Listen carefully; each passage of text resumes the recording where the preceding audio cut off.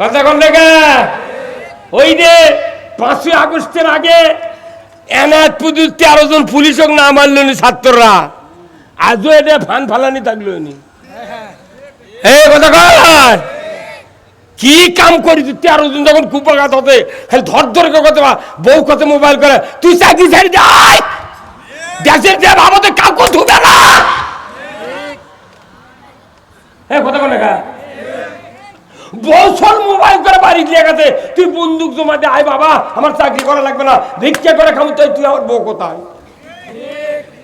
এই দিনে আলে হাদিসের লোকেরা লাঠিলে নামাজ পড়ে, ওরা বুঝায় ফাজলামু করবো না, মাথা ফাটামো।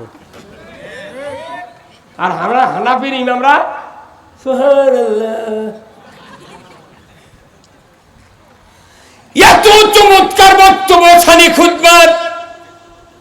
আল্লাহ রাসূল 2টা হাদিস বলেছেন, খুতবাতুল হাকামে আশরাফ আলী থানভী করে দিয়েছেন। তারই একটা সুন্দর একটা হাদিস পৃথিবীর মোড়টা ঘুরে দিবে, দেশের মোড়টা ঘুরে দিবে, সমাজের শান্তি কায়েম করে দেবে। একটা মাত্র হাদিস, এই হাদিসটা আশরাফ আলী থানভী 90 বছর আগে খুতবা লিখেছেন।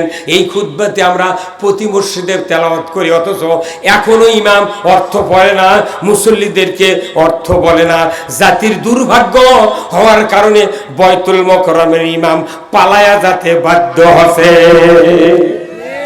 এই হাদিসটা যদি বয়তুল মুকাররমের ইমাম 100 বছর আগে থেকে ওখানে যদি তেলাওয়াত করতেন, ওখানে সচিব, এমপি, ডিএমপি, কমিশনার, মেজর, যত এসপি আছে, ডিসি আছে, বড় বড় অফিসার, সরকারের যত আমলা আছে, তারা নামাজ পড়ে শুক্রবার করে।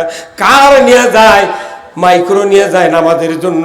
অথচ মসজিদ থেকে সুচিকিৎসা না করার কারণে আজকে জাতির উপর মই ডলা হচ্ছে, ওরা নিরাপদে ঘুমাচ্ছে। আমার নবী বলেছেন, ও সুলতানু জিল্লুল্লাহি ফিল আরদি মান আহনা সুলতানাল্লাহি ফিল আরদি আহনাহুল্লাহ। এত বড় দামি হাদিস, এই হাদিসটা যদি একজন নতুন ইমাম নিয়োগ হলো মসজিদে, এই হাদিসটা যদি কমপক্ষে 6 মাস যদি এই হাদিসের ব্যাখ্যা বিশ্লেষণ করে, কমিটি সহ, মোতাল্লি, কেশিয়ার, ম্যানেজিং কমিটির সদস্য, মুসল্লি সহ যদি 6 মাস প্রতিটি শুক্রবার এই জিনিসটা টিউশনির মতো যদি বুঝাই দিতে পারতো, আজকে বাংলাদেশে কোনো মানুষের বিরুদ্ধে মামলা করা হতো না।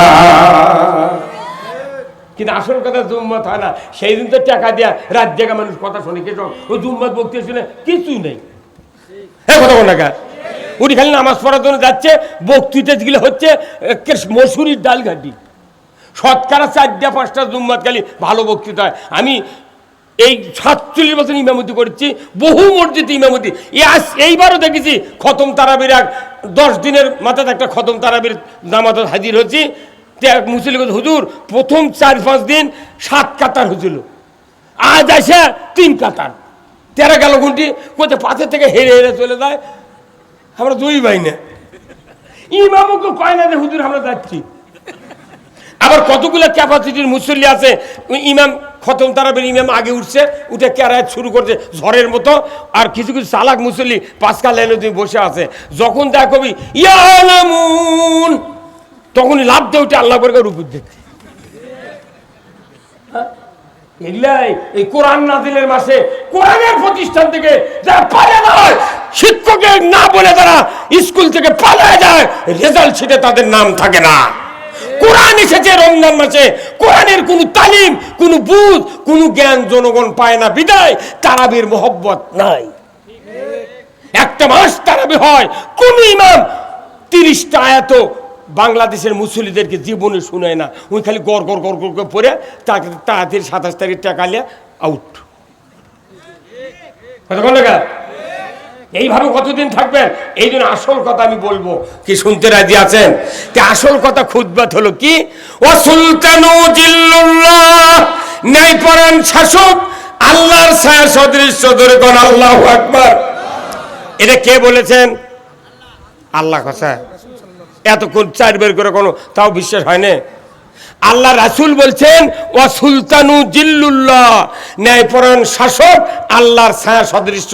আল্লাহর যে একটা রহমত, এটা ছায়ার সাথে তুলনা করছে।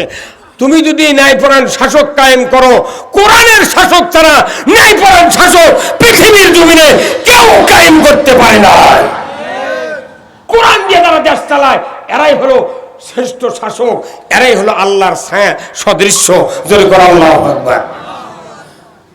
وسلطنوا جل الله في الأرض من أهنا سلطان الله في الأرض أهناه الله। জমিনের কথা দুইবার বলা হচ্ছে, জোরে কোন কয়বার? বাংলাদেশে এখন ভোট হোক অনেকে আমরা বলতেছি তাড়াতাড়ি ডক্টর ভোট দাও ভোট দাও। ভোট আকাশে হবি না জমিনে হবি? এমপি আকাশত হবি না জমিনে হবি? প্রধানমন্ত্রী আকাশত হবি না জমিনত হবি? দেখেন, আজ শব্দের অর্থ জমিন। ন্যায়পরায়ণ শাসক যদি জমিনে কায়েম হয়, তাহলে আল্লাহর ছায়াও কায়েম হবে, আল্লাহর দয়াও কায়েম হয়, আল্লাহর ন্যায় বিচারও কায়েম হবে। যদি বলেন ঠিক কিনা? যদি কেউ তোমাদের ভেতরে ন্যায়পরায়ণ শাসক কায়েমের বিরোধিতা করো, কিংবা ন্যায়পরায়ণ শাসককে অপমান করো, আমি আল্লাহ আমি রসুল বলে দিচ্ছি, তোমরা যেন স্বয়ং আল্লাহর বিরোধিতা করলে মাথা অট্ট হয়ে যাবি।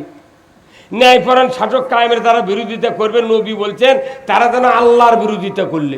তারা আল্লাহর বিরোধিতা করে 6 বার হজ করছে, 12 বার উমরা করছে, 4 লাখ টাকার কুরবানি, 5,000 টাকার জুব্বা, 14 হাত দাড়ি, 12 হাত জুব্বা, টুপি দিয়েছে 4 তালা। আর কে কবুল করবে এগুলা? কথা কনা রে, কেবা করবে? আপনি বিটিক বিয়ে দিয়েছেন, কতদিন তো ইরিকাটা পালসার গাড়ি দেবো, বা তুমি এই কয়দিন ধৈর্য ধারণ করো।